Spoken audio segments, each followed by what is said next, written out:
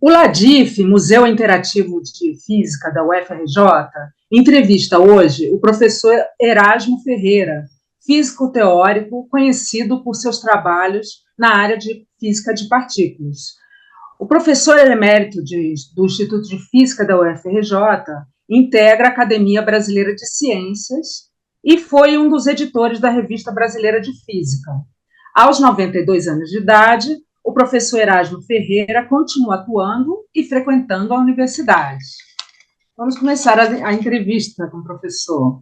Professor, como o senhor começou a se interessar por essa área de exatas, desde a época da escola? Como é que foi esse processo? Muito Desde bem. pequenininho. Como é que foi a sua infância? Exatamente. Eu não era bem infância, né? Mas era o curso científico. Eu tinha ali contra 16 anos, né? No curso científico, quando eu tinha ali entrado naquele tempo, as disciplinas física e química começavam no primeiro científico e iam até o terceiro científico. Nesse momento, eu me interessei pelas ciências altas, pela física em particular e pela química também, né? Esse era um tempo de explosão da importância da ciência, porque foi o tempo da energia nuclear, da bomba, César Lattes. Então, essa era uma época em que, pós-guerra, né, em que, depois da bomba, ficou evidente que o poder da ciência era de máxima relevância, mais importante do que o poder da geopolítica. Então, Isso eram anos nesse 50? momento, eu fiquei interessante pela ciência. Desculpa interromper, mas isso era anos 50? Isso era antes, isso era no ano 46, 47, 48. Foi quando Uhum. eu fiz o meu primeiro científico, segundo científico, terceiro científico. Mas mesmo antes, quando o senhor era criança, imagino, o senhor nasceu no Rio, né? É. Então, mesmo antes, quando o senhor era criança, o senhor já gostava de matemática, de... Não vamos falar se gostava de física ou ciência, porque É, isso não não entrava tinha. no contexto do ensino, né? Bom, É. naturalmente a professora explicava alguma coisa de ciência, de física, de água fervendo, essas coisas, né? Mas, Uhum. matemática, assim, eu fui muito bom estudante no curso primário, então eu era muito competente para toda a matemática que as professoras daquele tempo me ensinavam. Estudei no colégio municipal, na escola municipal, né? Escola dessa municipal de calça azul marinho e blusa branca, tá bem? Hum. Então, de matemática eu sempre fui, mas eu também era competente em linguagem, etc., né? Uhum. Então, eu era, assim, genericamente um bom aluno. Dirigido para ciências ou matemática mais fortemente, realmente isso aconteceu já aos 15 anos de idade no curso científico. Uhum. E aí o senhor decidiu fazer a universidade em Química, não foi? Exatamente. Daquele tempo era assim. Não, é uma situação tão diferente de hoje. Naquele tempo não havia profissão física, não havia universidade recebendo professores. Não havia as cátedras que eram únicas, exclusivas, propriedade de uma pessoa. Não havia tempo integral na Universidade Federal, só havia lá em São Paulo. Então, a gente podia gostar de ciência, mas ficava muito perplexo sobre será que é possível? Não tem essa profissão, existe ciência física, não? Então, eu fui fazer química industrial, porque era uma perspectiva profissional, né? Que eu vou ter um trabalho, vou ter um emprego, né? Eu só fui caminhando para a física pura, física com ciência, mais tarde, com as oportunidades que foram se abrindo. Mas quando eu estava no curso científico, eu não podia pensar nisso, né? Até eu pensava em fazer a faculdade de filosofia, realmente eu fui fazer simultaneamente, é, mas para assim, para ser professor de ensino médio. Uhum. No, Agora, o senhor entrou na faculdade em que ano? era 1949. Qual foi a universidade? Na Universidade chamada do Brasil, naquele tempo, Ah, que é a atual Universidade Federal do Rio de Janeiro. Naquele uhum. tempo, ela chamava Universidade do Brasil, e a minha escola se chamava Escola Nacional de Química. Então, tudo Ah, era assim, centrado no governo federal, né? Não havia as universidades, a distribuição de universidades pelos vários estados que veio mais tarde com a reforma universitária. Naquele sim. tempo, o Rio de Janeiro era a capital, então, capital do país, né? É. Então, as universidades aqui eram Escola Nacional de Medicina, Escola Nacional de Direito, Escola Nacional de Engenharia. Todas eram as universidades, escolas do governo federal central, as mais Sim. importantes, né? E o senhor completou o curso de Química? Eu completei, não falei nem um pouquinho, não. Naquele tempo a gente não se permitia sair, abandonar, isso era inadmissível, né? Meu pai ia me botar, me julgar para escanteio se eu fizesse uma coisa dessa. Então, eu terminei o curso de Química no ano dezembro de 1952. Eu Uhum. fiz 70 anos de formação, 70 anos de formado em Química, há 4 meses atrás, em Ah, dezembro que de, bom. de 2022. E E a depois, partir daí, simultaneamente, que aconteceu que, simultaneamente com a escola de Química, como eu desconfiava que eu gostava mais de coisas de científicas, de fundamento científico, eu fui cursar simultaneamente faculdade de filosofia, curso de física. Naquele tempo era uma faculdade privada, um instituto, a faculdade de filosofia do Instituto Lafayette, que era que vinha do colégio secundário privado, e aí eu cursei. Quando eu terminei, aí eu passei para a Faculdade Nacional de Filosofia, onde eu fui fazer física, mas eu já entrei no terceiro ano, porque eu vinha já formado lá da faculdade do Lafayette, né? É a Faculdade de Filosofia, Ciências e Letras. Eu fui, então, para a Faculdade de Filosofia, Ciências e Letras da Universidade do Brasil. Então, simultaneamente, eu estudava Química e Física, no bacharelado em Física, na Faculdade Nacional de Filosofia. Naquele tempo, não havia um instituto de física, não havia ainda uma reforma universitária, havia as faculdades. Então, eu estava lá na Faculdade de Filosofia, e lá eu fiz bacharelado em Física, simultaneamente com a engenharia, com a Química Industrial. uhum. Quer dizer, como eu fui encadeando, eu terminei o bacharelado em Física no ano 54, e eu tinha terminado o curso de Química Industrial no ano 52. Então, eu fiz as duas coisas simultaneamente, porque a escola de Química era uma escola de engenharia, uma escola prática. Uhum. Então, eu não gostava apenas da tecnologia empírica, mas eu queria fazer ciência teórica. É isso aí que Uhum. acontecia, né, naquela época. Tudo bem. Aí, uma vez formado, como foi o seu caminho? O que que o senhor fez? Olha, foi milagroso esse caminho.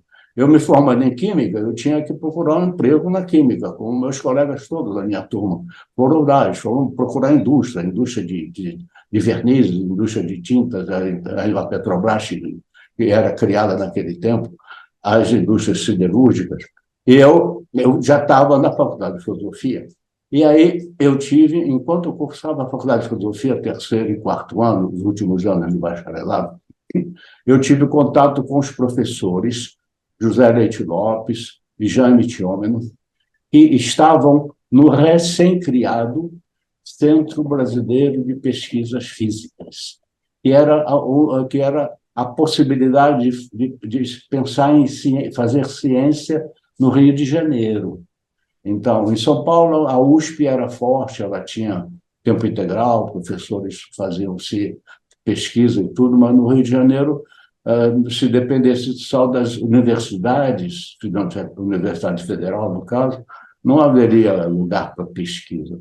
Mas o CBPF foi criado naquele tempo, quando eu estava me formando. E aí estavam o Jaime Thiôma, o Leite Lopes, César Lattes, que eram os pioneiros da física e ciência naquela época, em particular no Rio de Janeiro, onde não havia outra instituição. E aí eu tive uma felicidade de ser aluno do Jaime Thiôma, do Leite Lopes, e eles me convidaram imediatamente para ser membro lá do Centro Brasileiro de Pesquisas Físicas. Me contrataram como professor, instrutor, se chamava na época, o primeiro cargo, né, primeiro grau na instituição. Aí, quando me formei em Química, fiquei tranquilo, não fui procurar emprego, não. O emprego me procurou. Então, eu fui para imediatamente seguir os pioneiros Leite Lopes e Jaime Thiôma para o CBPF, e lá eu tive um emprego de instrutor. A carreira era instrutor, depois assistente, depois professor, etc. Eu, naquele tempo, então, comecei por aí. Então, o emprego, o Jaime Thiôma não me chamou, ele particularmente me chamou para trabalhar lá, no CBPF, e aí fui eu. Então, a minha carreira foi assim, linear, né? Eu não fiquei batendo de porta em porta para ter solução, a solução já estava ali. Era uma solução simples, salário simples, etc., de ligação exclusiva, mas era uma solução, e era o que eu queria e precisava, né? Bem, então aí começou a minha carreira como físico, no Centro Brasileiro de Pesquisas Físicas, e aí eu fiquei fazendo meus primeiros anos, meus primeiros trabalhos de pesquisa. Trabalhei com o Jaime Thiôma, com o professor Guido Beck, com Leite Lopes, e aí aí, nesse tempo, não havia pós-graduação no Brasil, era uma situação totalmente diferente do que você imagina hoje, não havia pós-graduação. Eu até ia perguntar isso para o senhor, mas eu queria só saber que ano que o senhor entrou no CBPF? Foi no ano 52. 52. É. E Janeiro, aí... janeiro de 53. Eu me formei tá. em Química em dezembro de 52 e entrei no CBPF em janeiro de 53. É assim. Certo. Porque eu sei que o senhor participou do processo de consolidação do programa de pós-graduação e na configuração da física atual. Então, eu queria que o senhor contasse, né, como é que foi esse começo do programa de pós-graduação no Brasil. Quer dizer, não existia, Olha, não, e aí, como que começou? é assim, não havia pós-graduação no Brasil. No ano 1968 e nos anos seguintes, houve uma milagrosa reforma universitária. Ela foi feita, ela veio sendo germinada desde uma década antes, né? A universidade tinha a estrutura da universidade, a Universidade Pública Federal, por exemplo, eram as cátedras. Tinha as escola de engenharia, escola de química, e nas escolas as cátedras. Cátedra de matemática na escola de engenharia, cátedra de física, cátedra de mecânica na escola de engenharia. Tem as cátedras com seus catedráticos. Então, esse era o caminho único. Tinha um catedrático que estava lá, ele era um catedrático que era vitalício, e não havia uma carreira formando para a pessoa se formar junto a eles. Mas aí veio a reforma universitária, que acabou com esse regime de cátedras, terminou, e foram criados os institutos básicos. Então, essa estrutura de cátedras todas terminou. Foram criados institutos e escolas básicas gerais, por exemplo, o Instituto de Física. Ele era básico, significando, em vez de ter uma cátedra de física da escola de química, outra da escola de engenharia, outra na escola de farmácia, etc., passou a haver um instituto de física único, o qual era encarregado de ministrar todas as físicas para todas as escolas. E assim o Instituto de Matemática, que ficou encarregado de, desde então, nós, e física, e matemática, e química, administram todas as disciplinas relacionadas com física, matemática, química, etc., para toda a universidade. Então, aí bom. Então, foi criado isso. Entretanto, a reforma universitária também disse que haveria um curso de formação profissional tradicional, você se forma médico, engenheiro, etc., mas haveria também um ciclo de pós-graduação. O ciclo pós-graduação foi inventado com a reforma universitária a partir do ano 1968. Então, até então, não havia pós-graduação no Brasil, no Rio. Havia em São Paulo, junto às cátedras, não era pós-graduação institucional, não. Então, foi criado no papel o ciclo pós-graduação, que era assim, coordenado, gerenciado, formalizado pelo chamado Conselho Federal de Educação, que ele gerenciava toda a regulamentação do ensino no Brasil, o Conselho Federal de Educação. E aí ele, então, ficou encarregado de orientar a formação de cursos de pós-graduação no país para todas as áreas.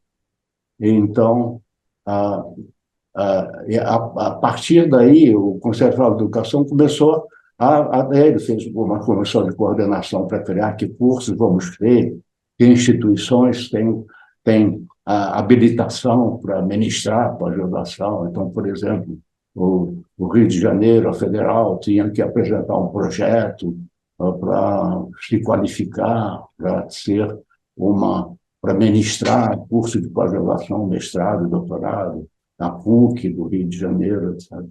Aí foi criada a pós-graduação, mas ela não tinha estrutura ainda. Estrutura quer dizer estrutura curricular da pós-graduação. Você faz tais e tais disciplinas obrigatórias, você faz tais disciplinas eletivas, você prepara uma dissertação de mestrado, uma tese de mestrado, o que é isso, o que é a tese de mestrado, definir o que é a tese de doutorado. Então, essa estrutura toda foi criada com comissão de pós-graduação junto ao Conselho Federal de Educação. Então, até então não havia isso, né? Então, isso foi sendo criado a partir dessa época, a partir do zero. Então, isso foi a partir do ano 68. Eu já estava formado há algum tempo. Eu já estava doutorado, inclusive. Porque eu fui no CNPq, fiquei lá trabalhando em pesquisa. Fui para o exterior fazer doutoramento, porque não havia doutoramento no Brasil, em geral, né? O seu doutorado foi feito no exterior, não foi? Foi. Todo mundo naquela época ia se doutorar no interior, praticamente, né?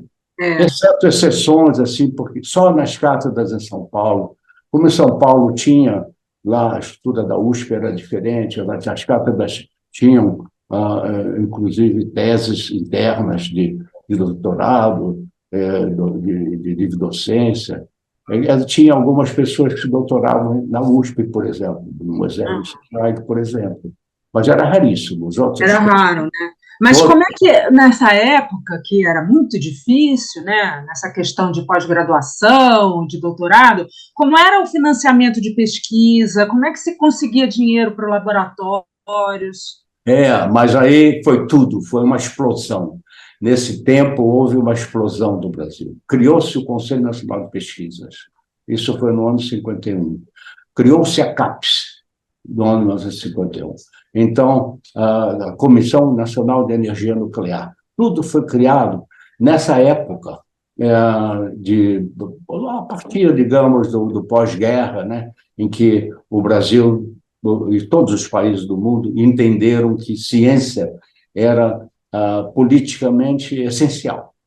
Era o poder de uma nação dependia da ciência. A bomba a bomba atômica mostrou isso, né? Então, então todos os países criaram conselhos de pesquisa e órgãos de graduação, de pós-graduação. Então, o Brasil também criou a CAPES, criou o Conselho de Pesquisa, o qual criou bolsas. Então, quando o Conselho Federal de Educação estruturava a pós-graduação, os cursos para qualificados, que curso pode ser qualificado, quer dizer, ele tem docentes qualificados para poder ministrar as disciplinas de um curso, etc. Isso era o trabalho que o Conselho Federal de Educação fazia. E, simultaneamente, a CAPES e o Conselho de Pesquisa já existiam e davam bolsa. Por exemplo, eu fui para o exterior fazer doutoramento, fui para a Inglaterra, com bolsa do CNPq. É uma bolsa CNPq. Eu estava no CBPF, aí tinha o meu plano de trabalho, pesquisa, meu primeiro trabalho científico, segundo trabalho científico.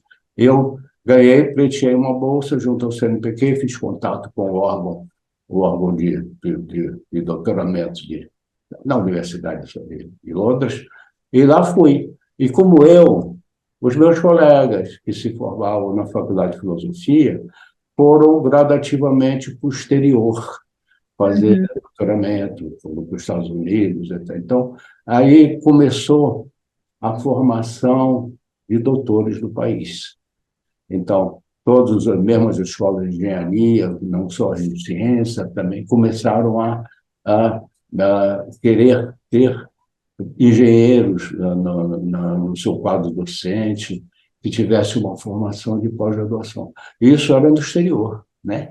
E demorou alguns anos para que o Brasil fosse tendo uma hegemonia no doutoramento e mestrado no Brasil. Então, foi pouco a pouco. A física, por exemplo, algo se tornou autossuficiente, já ninguém mais ia fazer doutoramento fora. Outras áreas de trabalho, pouco a pouco, né? Então ficou. E aí os cursos de doutoramento e mestrado que foram criados foram se consolidando. A reforma universitária, quando ela criou os institutos, ela criou carreira docente. Então, no instituto você não era gerido por um catedrático, mas você tinha todo um corpo docente, como hoje.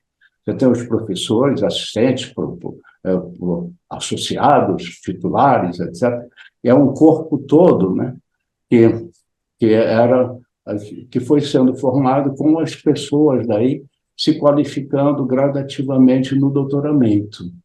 Então, por exemplo, o UFRJ não tinha doutoramento em física nesses primeiros anos, mas teve uns doutores que vieram de fora, importados de fora, né? Brasileiros que estavam fora, ou estrangeiros convidados. E foram, pouco a pouco, formando aqui os doutores em física, por exemplo. Estou dando como exemplo. Mas outros também eram mandados para o exterior, por CNPq, CAPES e outras instituições internacionais. Então, com isso, formou-se o quadro de docentes com nível de pós-graduação do Brasil. E aí isso foi para todas as áreas. Então, todas as áreas se desenvolveram de uma maneira assim, paralela, uniforme, com qualificação assim, equivalente, graças à orientação dada pelo Conselho Federal de Educação, que dizia o que é o doutoramento, quais são as exigências, tese original, etc. Todos os preceitos que a gente tem hoje foram instalados naquele tempo. Quer dizer, foi fundamental, né, para a ciência brasileira. Foi fundamental, né? Para o Brasil como um todo, né? Para a soberania do país. Você hoje tem pós-graduação do Brasil em todos os estados, em todas as áreas, não é? E de uniforme, ninguém vai dizer que o doutoramento em Minas Gerais, no Recife, onde for, ou em Goiânia, está fora de um padrão esperado, não tem nada disso, não. O padrão é realmente muito bem cuidado, porque naquele tempo as lideranças que houve naquele tempo, que havia naquele tempo, elas disseram o que era uma qualidade científica, uma qualidade que a gente podia chamar de pós-graduação. E elas determinaram que esses institutos que queriam ter autorização para ter mestrado, doutorado, que seguissem padrões. E esse padrão foi seguido, e todas as pessoas idealistas distribuídas no país todo, nas várias áreas, foram criando institutos que tiveram assim, uma qualidade que hoje é bastante homogênea. O crescimento científico no Brasil, nesse período, entre a criação da pós-graduação e alguns anos depois, é enorme. Para dizer um exemplo para você, quando eu me doutorei na Inglaterra, voltei para o Brasil, no Brasil havia 10 mil doutores em física, em todas as áreas, em todo em São Paulo, Rio, mais Rio Grande do Sul, etc. Eram 10, eu e mais 9, né? Era assim, era pouquíssima gente que estavam vindo do exterior, né? Nós trabalhamos para criar os institutos em todo o país, e onde se formaria mais gente, mais doutores, indo para o exterior ou se formando aqui. E hoje nós temos aí do tipo 8 mil físicos doutores no Brasil. Então, é uma coisa assim, é um crescimento assim, é difícil pensar que o Brasil, em outra área, tenha crescido mais do que na formação de pessoal para a pós-graduação. Assim, um número enorme. Temos 3 mil doutores, 3 mil doutores de qualificação equivalente. E isso foi conseguido de 10 para 3 mil em poucos anos. No ano 1970, assim, 15 anos depois, já tínhamos na ordem, indo para os milhares de doutores no Brasil. Né? Tá bem? Então, isso foi um crescimento enorme. E aí, então, as universidades se criaram com seus institutos, assim, com as qualificações correspondentes. Cada uma dessas áreas tem um nível internacional. Sim, estão. Eu vou deixar você perguntar, não é? Não, eu queria perguntar, dentro ainda dessa história do doutorado, especificamente o seu doutorado, quer dizer, o senhor fez doutorado na Inglaterra, né? E foi orientado pelo professor Abdus Salam, que depois veio a ser agraciado com o Prêmio Nobel. Ele foi do Prêmio Nobel. Aí eu queria primeiro perguntar, o título do seu doutorado foi sobre a unificação das interações fracas, né, e eletromagnéticas. Eu queria, se for possível, o senhor explicasse um pouquinho para o público leigo o que é um pouco isso, e também contar como foi essa interação com o professor Abdus Salam, que era... Muito bem. Vamos falar primeiro na orientação. Eu trabalhava em física de partículas, né, desde o início, ali, com orientação de Janet Young, do Leite Lopes, aqui no CBPF. Quando eu fui para a Inglaterra, eu já participava da fronteira da física de partículas, publicando artigos na revista internacional, etc. Então, eu fui lá ficar no grupo do Salam, onde ele tinha uns quantos estudantes, não era um grupo enorme, um grupo teórico não costuma ser enorme. Então, eu fui fazer parte do grupo e lá ficamos, então, trabalhando na fronteira da física de partículas. Eu fiz trabalhos, eu fiz a minha tese, fui aprovado lá. Agora, o que é essa física de partículas, a unificação em que o Salam trabalhou? É assim, a física é difícil a beça para quem tem que estudar física, mas ela tem uma estrutura totalmente simples, assim, como estruturas, né? Uma estrutura teórica, filosófica, digamos. Isso é assim. Na natureza, toda a natureza, tudo que ocorre, todos os fenômenos são resultado de pouquíssimas interações. Cada interação significa um conjunto de leis que regem como os elementos se interagem, né? Como é que eles se comportam. Né? Essas forças da natureza são apenas a força gravitacional, que você sente com o seu peso, a força eletromagnética, que é a parte elétrica, e a magnética, que são forças independentes estaticamente, você sabe, você tem o seu pente atritado, ele atrai partículas, isso é a força eletrostática pura, e tem as forças magnéticas, que é os materiais magnéticos, as pedrinhas imantadas que você consegue. Eles são a eletricidade e o magnetismo, são duas forças assim inicialmente distintas. E elas foram unificadas por uma estrutura teórica única, muito importante, criou o eletromagnetismo. O eletromagnetismo, a eletricidade e o magnetismo são uma coisa só, observadas em diferentes aspectos. Essa unificação é muito importante, porque essa unificação é que diz que as ondas eletromagnéticas, que são aí as ondas que você recebe no seu celular, ou na sua TV, ou a luz que vem do Sol, tudo isso é exclusivamente, são o resultado de apenas as forças elétricas e magnéticas, que são uma coisa só. Uma causa a outra, a outra causa uma. Essa unificação, ela veio lá do tempo do século XIX, que então, foi descobertas as ondas de rádio, as ondas eletromagnéticas, por exemplo, e que a luz era um fenômeno desse tipo, que só era consequência da mistura entre eletricidade e magnetismo.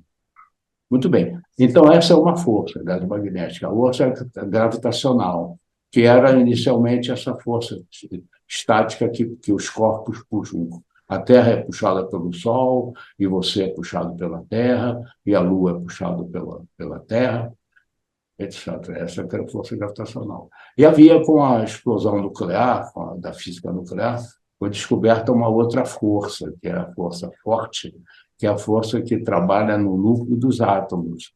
Essa força que faz o núcleo dos átomos, que juntam aí o núcleo, que é muito compacto, e que é rodeado de elétrons, e faz cada átomo que vai participar das reações químicas, etc.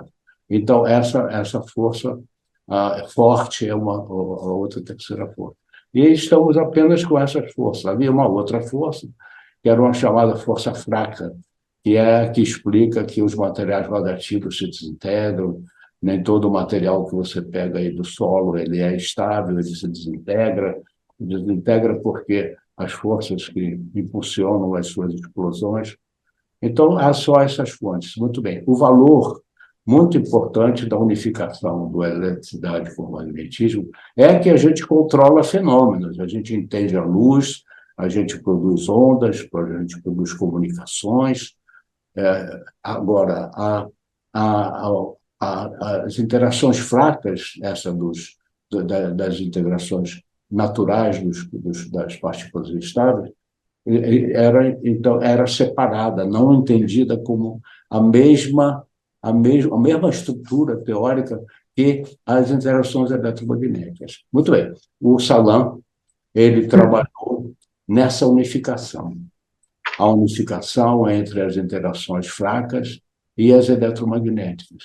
Isso, assim como estrutura teórica, é muito importante, porque a gente diz, na física, tudo está nas equações da teoria eletrofraca, e tudo está nas equações da cromodinâmica quântica. Isso é uma palavra bonita para essas forças nucleares que formam os núcleos e os núcleos dos átomos.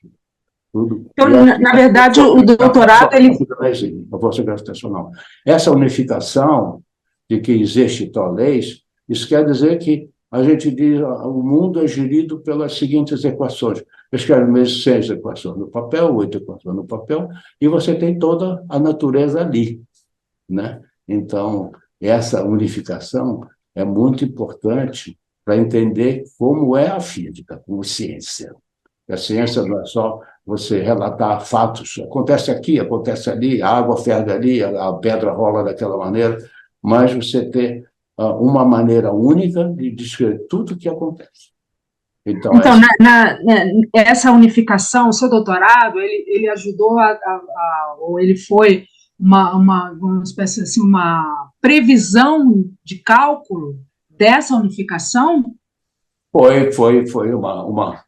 É crescente, como muitas coisas na ciência, elas se consolidam de uma certa maneira, mas essa consolidação se vai por fases, porque se descobre que isso aqui, esse fenômeno é desse, aquele fenômeno é aquilo, mas tem uma semelhança, como é que eu coloco um fenômeno dentro do outro? Então, a teoria eletrofraca, ela foi construída com unificações parciais das integrações fracas. Então, até que houve um salto bastante importante na estrutura dessa interação, que botou o fóton junto com os chamadas mais partículas pesadas, chamadas mesons, botou tudo como sendo um campo só, que causa todas as coisas que acontecem. Então, isso dizer que é um campo só, com um conjunto de equações só, que gera todas as coisas que acontecem, é, assim, teoricamente, fabuloso, né? Então, esse foi o trabalho de unificação eletrofraca das interações eletromagnéticas com as interações fracas. Fracas são essas das integrações radiativas, né? É essa unificação que o Salan trabalhou, né? Foi muito importante. Isso segue, né? Essa unificação segue sendo consolidada, abrangendo outros sistemas, etc., né? Mas é uma unificação muito importante. E o trabalho com o professor Abdul Salam, quer dizer, como foi ele pessoalmente, como é que era trabalhar com ele? Bom, ele era uma pessoa muito objetiva, pragmática, ele era um físico de fenomenologia, que olhava para os efeitos e procurava explicá-los, né? E não procurar estruturas matemáticas só não observáveis, por exemplo. Então, eu trabalhei junto com o grupo dele nesses fenômenos que a gente explicava, como as partículas descobertas estavam interagindo, e aí cada aspecto dessa descoberta, desses estudos, a gente fazia em conjunto, né? Trabalhava, não sabia o que o outro estava fazendo, e ele orientando, né? Também. Qual era a nacionalidade dele? Ele é paquistanês. Uhum. Ele veio do Paquistão. O Paquistão era aí Era a Índia Britânica. Uma parte da Great Britain, né? E ele estudou na Inglaterra, na Inglaterra, ele foi para Cambridge, onde ele era professor, no início de carreira, e depois ele pulou para o Imperial College, que era em Londres, onde ele foi ser chefe do departamento de matemática. E nessa hora que eu fui para lá, para a Inglaterra, para o departamento de matemática do Imperial College. Que ano o senhor foi para lá? Uma das grandes escolas Imperial College de Ciência e Tecnologia, né? Então, ele é uma universidade, mas só da área de ciência e tecnologia. Ele era muito grande, muito importante, mas ele não era a universidade das ciências humanas, por exemplo, né? Ele era só da área científica. Era muito importante ele, né? Como na época da guerra. Na época da guerra, ele tinha muita gente, pessoas trabalhando lá, fazendo as descobertas importantes, né? O radar, etc., que tiveram muita influência durante a guerra, né? Também. A ciência feita ali era usada no esforço de guerra da Inglaterra. Esforço de guerra, O biológico foi muito importante nessa época. Materiais também, desenvolvimento de materiais para física, que levam aos materiais que a gente usa, semicondutores, etc., que hoje estão aí nos nossos sistemas de comunicação e computação, né? Muito bem. E que ano que o senhor foi para lá? Eu fui para lá em 57. Começou o doutorado, né? Portanto, eu tinha 27 anos de idade. Ah, tá. Aí eu queria fazer uma outra pergunta sobre o senhor iniciou o Simpósio Brasileiro de Física, de Física Brasileira, o Simpósio Brasileiro de Física Brasileira, Física é teórica. isso? Física Teórica. Física Simpósio Brasileiro de Física Teórica. é, Isso.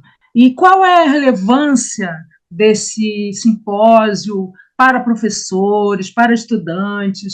é o seguinte, eu acho que a relevância é máxima. Eu criei, então eu tenho toda assim, a não modéstia de dizer que a importância é muito grande. É o seguinte, nessa época, como eu disse para você, criaram-se muitos institutos de pesquisa no Brasil, em física. Falemos em física, né? Porque a reforma universitária criou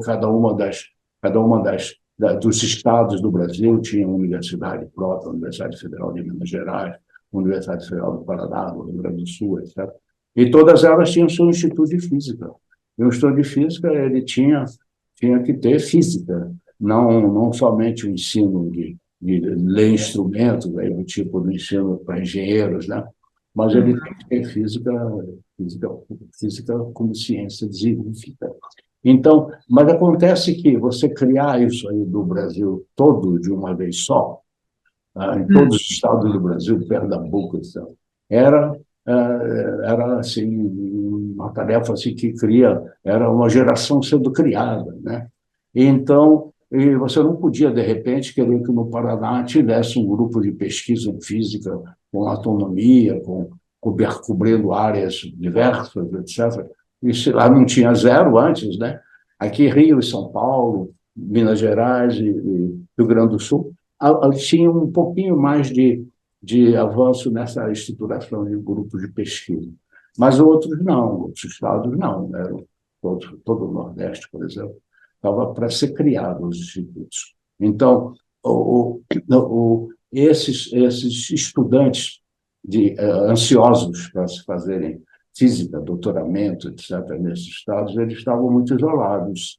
Então, o simpósio de física teórica, eu estava na PUC, nós olhamos para esse quadro e vimos que a gente precisava juntar as pessoas, fazer uma reunião de formação de pessoal e de interação das pessoas em escala nacional. Então, nós criamos isso, que se chamou Simpósio Brasileiro de Física Teórica, que era uma escola curta, de verão, que é também tem também contato com a pesquisa em física. É um workshop, digamos, um workshop escola, para todo o Brasil. Então, esse simpósio ele reuniu estudantes de todo o Brasil vinha. Eu organizava isso, nós tínhamos 300 estudantes naquele tempo, era todo mundo que era jovem no Brasil que veio para o simpósio de física teórica, para ter cursos e contatos com expoentes, tinha muitos professores visitantes que eram assim, prêmio Nobel, etc. Então, eles iam para essas reuniões, assim, de 3 semanas, no primeiro, depois de alguns anos, ele ficou mais condensado, em uma semana, mas em que eles vinham para a formação dos seus grupos de orelha. Era um apoio a cada um dos institutos do país que estava querendo se desenvolver. Então, o simpósio fez isso, nós tivemos simpósio inicialmente cada ano, depois espaçamos um pouco. E durante alguns anos, então, o simpósio foi uma reunião de estudantes e corpo docente jovem de todos na área da física, né? De todos os lugares do Brasil. E esse simpósio, então, ele foi muito importante para a aglutinação, para a formação da comunidade. Essa comunidade ficou homogênea, quando esses jovens se formavam de uma maneira homogênea, sabendo o que é física, o que é valor científico, porque eles estavam no simpósio de física teórica em reunião, juntos, né? Sendo formados juntos, inclusive com pessoas no exterior de alta qualificação. Então, esse simpósio foi muito importante nessa fase. Foi a primeira reunião científica no Brasil, na área da física, não sei, outras áreas pode ser Foi fazer, mas foi a primeira área de reunião de escala nacional, o primeiro encontro nacional no Brasil. Não existia, antes disso, não existia nada nacional Uhum. no Brasil, né? Quando o Então, senhor voltou do doutorado, o senhor foi para a PUC e é, depois o senhor foi para o FRJ. E o senhor começou a trabalhar com interações fortes, com é, cromodinâmica quântica, como é que é, foi? é essa área. Eu transitei de interações fracas para interações fortes, né, que chama essa cromodinâmica quântica. Naturalmente, fui transitando assim, né? O teórico transita de um cálculo para outro, né? Então, eu estive primeiro no CBPF até o ano 68. No ano 68, o CBPF era uma instituição privada. E essa é uma época de uma inflação horrível. E o Uhum. CBPF vivia de dotações que ele conseguia. Ele não era um órgão de governo que recebia salários, nada disso. Ele recebia dotações que vinham do governo, conseguidas pelo prestígio da ciência, da física, junto ao Congresso Nacional, que dava doações.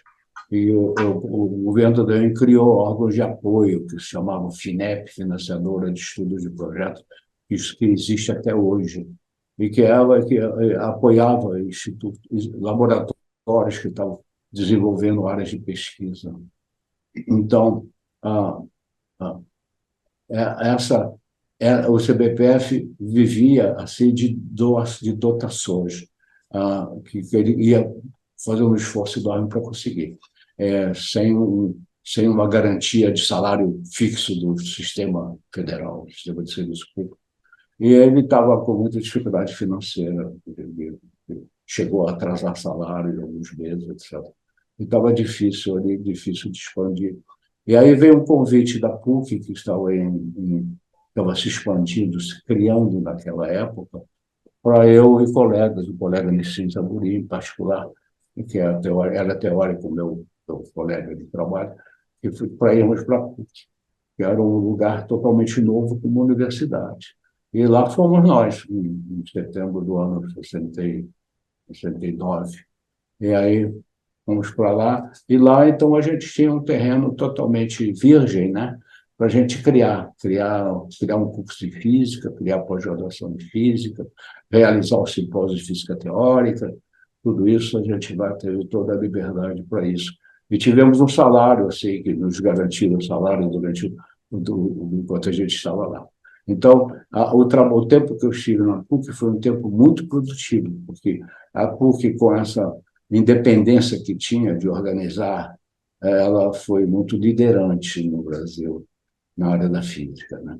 Então, ela tinha mais mobilidade do que as universidades federais, que tinham muitos comprometimentos no ensino de massa de muita gente, etc., e um pouco menos de liberdade administrativa. Então, os anos que eu estive na PUC foram anos muito, muito criativos, e a PUC foi assim uma instituição mais importante na física do Brasil, segundo o meu egocêntrico ponto de vista desse tipo de organização, de olhar para o desenvolvimento da física.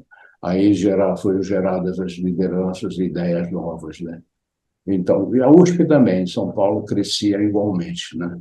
E aí a física foi se desenvolvendo como comunidade, a Sociedade Brasileira de Física.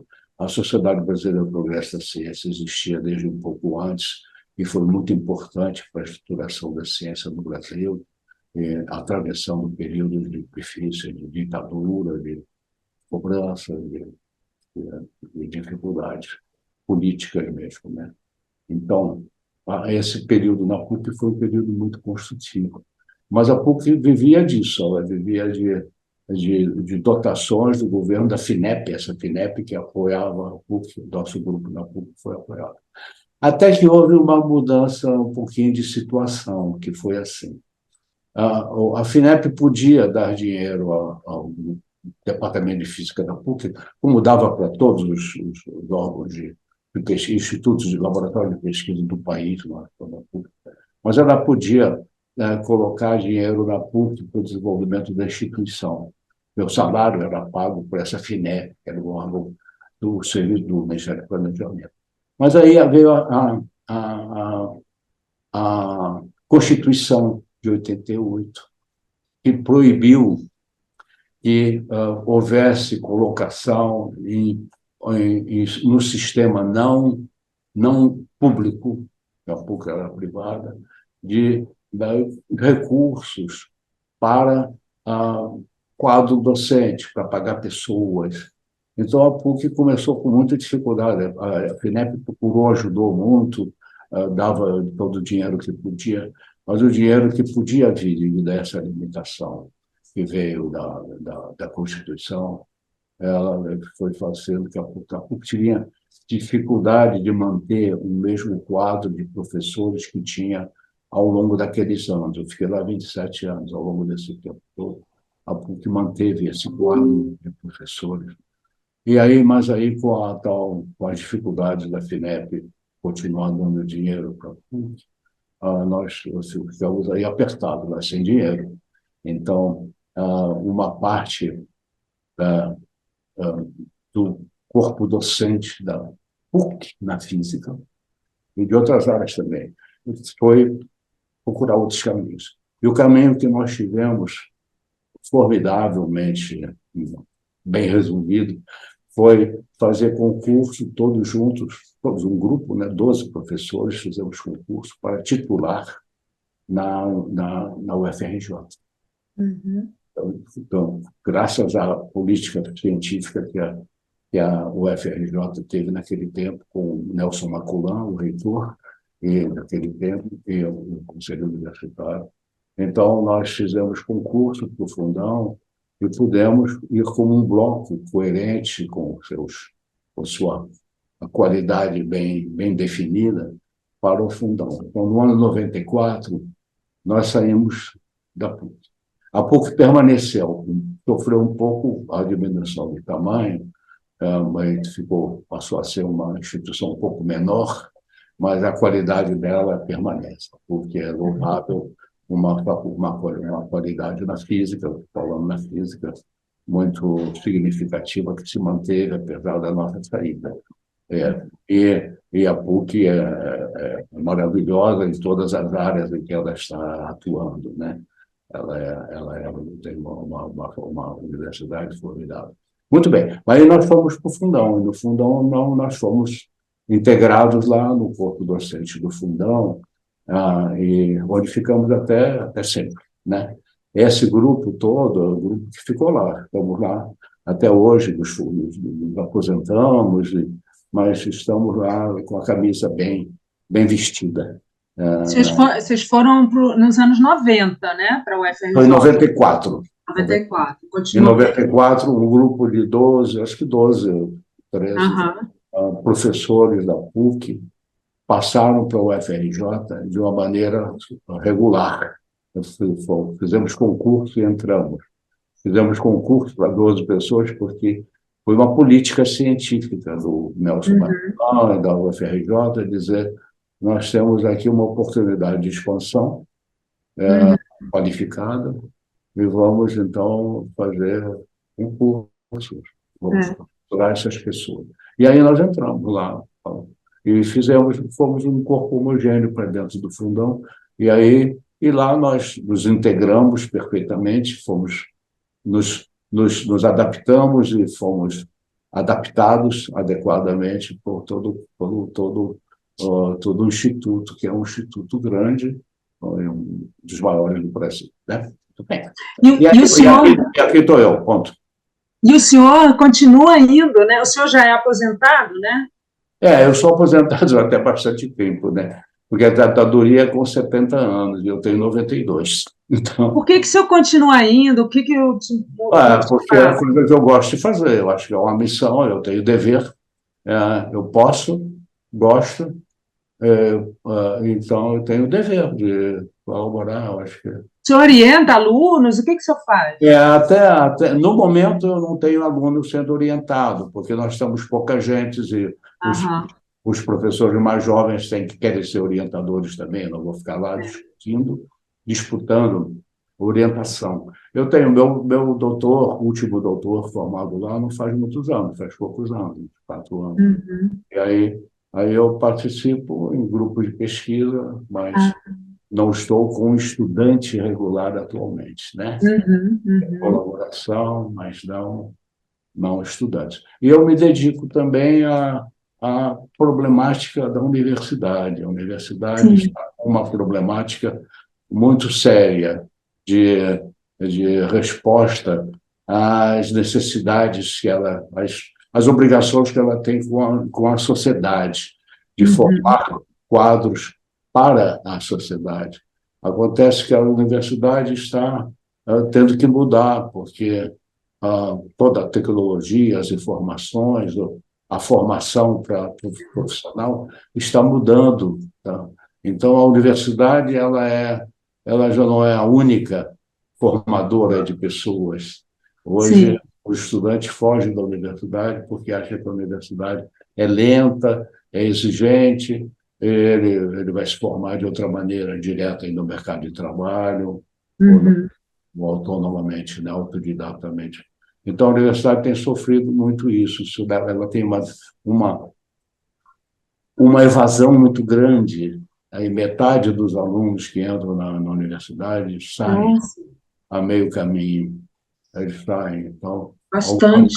algumas áreas mais, outras menos. Na medicina, mas na área física, matemática e outras áreas, sai muita gente. Física forma uma fração pequena, 20% ou 30% dos estudantes que ingressam. E aí tem que haver reforma. O ensino não pode ser assim canalizado em tópicos, em áreas de pesquisa como antes. Ele tem que ser mais versátil, mais flexível, a fim de que o estudante que possa transitar entre as várias áreas do conhecimento e da tecnologia, do trabalho, com possibilidade. Ela não responde bem a isso. A universidade é velha, ela é antiga. Então, para mexer, mudar as coisas, vamos unificar, vamos suspender esse curso juntando com aquele, essas coisas muito difíceis de conseguir. Bom, eu trabalho assim entusiasticamente ou assim intensamente procurando esses caminhos, né? É muito importante, né? E que a universidade possa modernizar. E realmente ela é obsoleta e cada dia mais obsoleta. Uma reforma desse tipo poderia atrair mais a juventude para a área, né? Precisa. Ela precisa ter uma porta. O ingresso tem que ser uma porta grande. Então, a universidade, o estudante vai e diga, lá eu vou encontrar o meu caminho, lá eu vou ter oportunidades variadas, eu vou saber ser orientado, eu vou me auto-orientar. Em vez disso, o que ela faz é um número enorme de ingressos por portas estreitas, que obriga o estudante a seguir um roteiro que ele escolhe antes de ir para a universidade, no Enem ainda, ele escolhe um roteiro. E nesse roteiro ele é obrigado a ficar, com muita dificuldade de passar para outros caminhos, né? Então, essa dificuldade no ingresso e da flexibilização dos cursos que a universidade oferece. Isso é uma briga assim, muito difícil, né? Dizem assim, você modificar uma universidade antiga é como você trocar um cemitério de lugar. As almas estão todas lá para atrapalhar. Então, não deixa você mexer em cada uma, em cada buraquinho seu.